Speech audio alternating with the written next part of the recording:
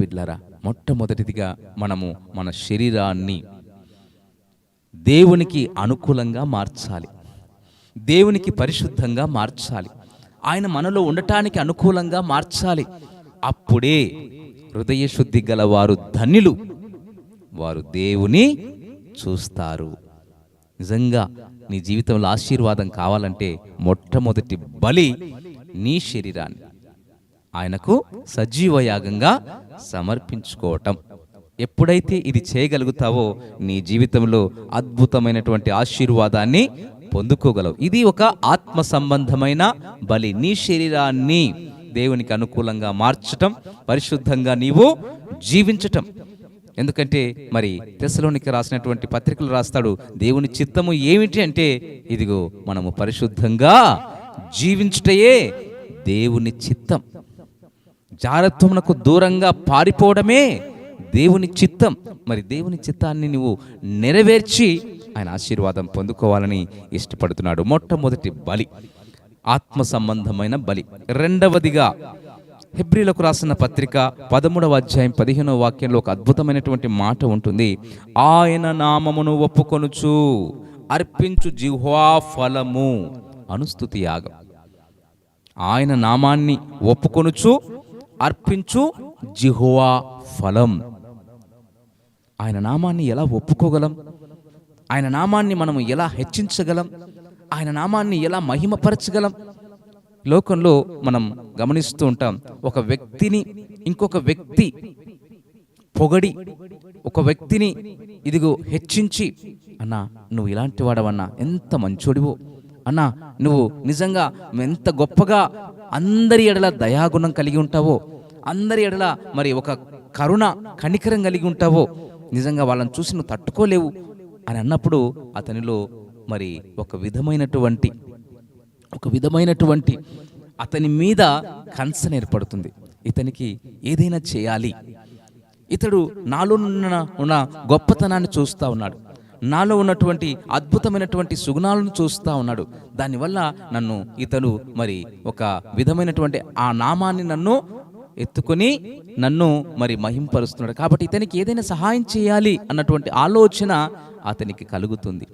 మరి ఈ లోకంలో ఉన్నటువంటి మనుషులే ఒక మనిషిని పొగిడినప్పుడు అతనికి ఏదైనా సహాయం చేయాలని మరి తను మనసులో ఆశిస్తాడో, మరి మనల్ని సృష్టించినటువంటి సృష్టికర్త అయినటువంటి దేవుని యొక్క నామాన్ని ఒప్పుకుంటే, మన సృష్టికర్త అయినటువంటి దేవుని యొక్క నామాన్ని గనక ఎత్తి పట్టుకుంటే, ఆయన నామాన్ని గనక మనము స్మరిస్తే, ఎలా స్మరించాలి? ఆయన నామాన్ని ఒప్పుకుంటూ ఇదిగో అర్పించే జిహ్వా. జిహ్వా అంటే నాలుక. ఈ నాలుక ద్వారా మరి ఈ లోకంలో అనేకమైనటువంటి మరి ఈ యొక్క లోకంలో ఉన్నటువంటి వారిని ఇదిగో పెదవులతో మాత్రమే మనము ఏం చేస్తామంటే గణపరుస్తాం, పైకి మాత్రమే వాళ్ళను పొగడతాం, పొగిడి మళ్ళా పక్కకు పోయి ఏం చేస్తాం, వాడింది వేస్ట్ కదా. ఈ విధంగా మరి అతని గురించి కానీ ఆమె గురించి కానీ అక్కడ ముందు మాత్రమే ముఖస్తుతి చేసి పక్కకు వచ్చి వాళ్ళను ఆడిపోసుకునేటువంటి వారు ఉంటారు. ఆ విధంగా నీ జీవితంలో ఉంటే ఎప్పుడు కూడా ఎదగలేవు.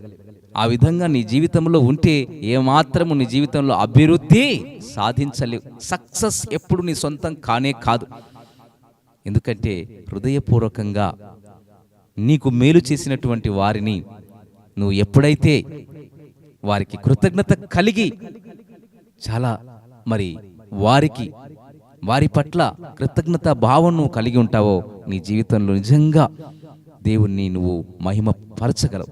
ఎందుకంటే ఒకని ప్రవర్తన యెహోవాకు ప్రీతికరమగునప్పుడు వాని శత్రువులను సైతం మిత్రులుగా మారుస్తానంటున్నాడు. అంటే మన ప్రవర్తన ఎంత జాగ్రత్తగా కాపాడుకోవాలో చూడండి. ఇక్కడ మరి చాలా అద్భుతమైనటువంటి మాట, ఆయన నామాన్ని ఒప్పుకొనుచు. ఆయన నామం అన్ని నామముల కంటే పైనామముగా హెచ్చించబడింది, ఉన్నతమైన నామంగా మారింది. మరి శిష్యులతో అంటున్నాడు, ఇదిగో నాకు పరలోకమందును భూమి మీదను సర్వాధికారం ఇయ్యబడి ఉన్నది. అంతేకాదు మరి ఆయన మహాగణుడు, మహోన్నతుడు, మహిమాన్వితుడు, సర్వోన్నతుడు, సర్వశక్తిమంతుడైన దేవుడు. ఇక మనము పరిశుద్ధ గ్రంథంలో చూసినట్లయితే ఆయన నామాలు చాలా ఉన్నాయి. మరి ఆయన నామాన్ని ఎత్తి పట్టుకొని మనము స్మరించేటువంటి వారముగా, మన జిహ్వ, మన నాలుక ఎలా మరి పైపైన ముఖస్తుతి చేయటం కాదు, నీ జీవితంలో దేవుడు చేసినటువంటి వాటికి, నీ జీవితంలో చేసినటువంటి మేళ్లకు, ఉపకారములన్నిటికీ నువ్వు కృతజ్ఞత కలిగి జీవించటమే. అందుకే దావీదు రాస్తాడు, దావీదు 103వ కీర్తనలో, నా ప్రాణమా యెహోవాను సన్నుతించుము, నా అంతరంగములో ఉన్న సమస్తమా ఆయన పరిశుద్ధ నామాన్ని సన్నుతించుము, ఆయన చేసిన ఉపకారములలో దేనిని మరువకుము. మరి నీ జీవితంలో ఆయన చేసిన మేళ్లను తలంచుకుంటూ, ఆయన కృపలను తలపోసుకుంటూ ఆయనను స్తుతిస్తూ ఉన్నావా? నీ జిహ్వ ఫలాన్ని ఆయనకు ఒప్పుకుంటూ ఉన్నావా? ప్రియ దేవుని బిడ్డలారా, మనం చేయవలసింది రెండవ బలి, ఆయన నామాన్ని ఒప్పుకుంటూ అర్పించే జిహ్వ ఫలము స్తుతియాగం. స్తుతియాగం ఇది రెండవ బలి. మొట్టమొదటిగా మన యొక్క శరీరాన్ని సమస్తాన్ని పరిశుద్ధంగా దేవునికి అనుకూలంగా సజీవయాగంగా అర్పించుకోవటం. రెండవదిగా ఇదిగో నీవు జిహ్వా ఫలము ద్వారా అర్పించే స్తుతి యాగము ఆయనకిష్టమైన బలి. మూడవదిగా చూసినట్లయితే ఫిలిప్పీలకు రాసిన పత్రిక 2వ అధ్యాయం 17వ వాక్యంలో రాస్తున్నాడు, మీరు విశ్వాస యాగము చేయాలి. విశ్వాస యాగము ఇది కూడా ఒక అద్భుతమైనటువంటి మరి ఆ యొక్క ఆత్మ సంబంధమైన బలి, విశ్వాస యాగం. ఎంతగా నీవు ఆయన నీకు చేస్తున్నటువంటి మేలులు విశ్వసించి, నా దేవుడు నా జీవితంలో అద్భుతాలు చేయగలడు, ఆశ్చర్యకార్యాలు చేయగలడు, నన్ను దీవించగలడు, నన్ను ఆశీర్వదించగలడు, నా శ్రమలు, నా కష్టములు, నా బాధలు, నా ఇబ్బందులు, అన్ని విషయాల్లో నాకు తోడుగా ఉంటాను అని మాట ఇచ్చిన దేవుడు. అంతే కదా? నిజంగా అబ్రహామునకు తోడయ్యున్న దేవుడు, ఇస్సాకునకు తోడయ్యున్న దేవుడు, యాకోబునకు తోడయ్యున్న దేవుడు, యేసేపునకు తోడయ్యున్న దేవుడు కదా. మరి కొత్త నిబంధన గ్రంథంలో ఇదిగో ఆయన రాస్తున్నాడు, నేను సదాకాలము మీతో కూడా ఉంటాను అని సెలవిచ్చిన దేవుడు.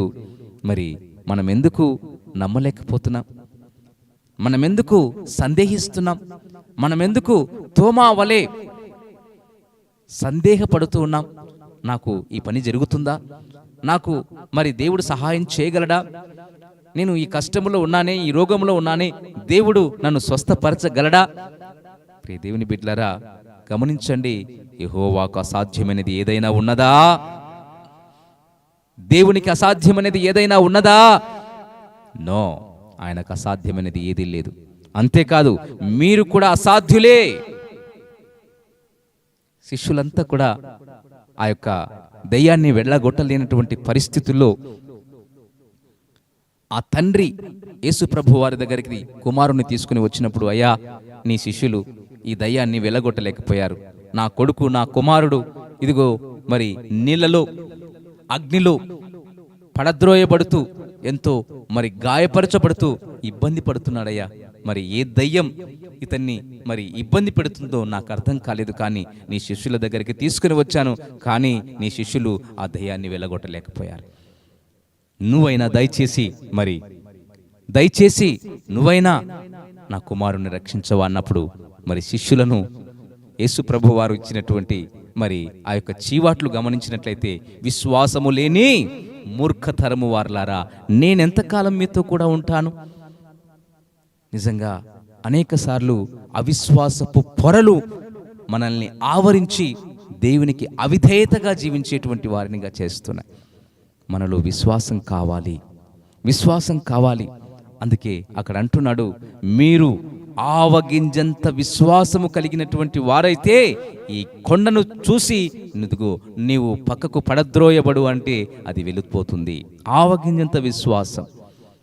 మీకు అసాధ్యమైనది ఏదీ లేదు అని అక్కడ మరి వ్రాయబడి ఉంటుంది. ప్రియ దేవుని బిడ్డలారా, ఎప్పుడైతే మనము విశ్వాస యాగము చేయగలుగుతామో, విశ్వాస యాగము అనేటువంటి బలి దేవునికి అర్పించగలుగుతామో, నా దేవుడు చేయగలడు, నా పట్ల అద్భుత కార్యాలు, ఆశ్చర్య కార్యాలు, గొప్ప కార్యాలు అని నువ్వు ఎప్పుడైతే నీ హృదయపూర్వకంగా విశ్వసిస్తావో. ప్రభువునందు ప్రియులారా, ఈ సందేశాలు మీకు నచ్చినట్లయితే దయచేసి లైక్ చేయండి, సబ్స్క్రైబ్ చేయండి, పక్కనే ఉన్న బెల్ బటన్ నొక్కండి. ఈ సందేశాలను దయచేసి 10 మందికి షేర్ చేయమని ప్రభువు నామమున ప్రేమతో మీకు మనవి చేస్తున్నాం. Thank you. Praise the lord.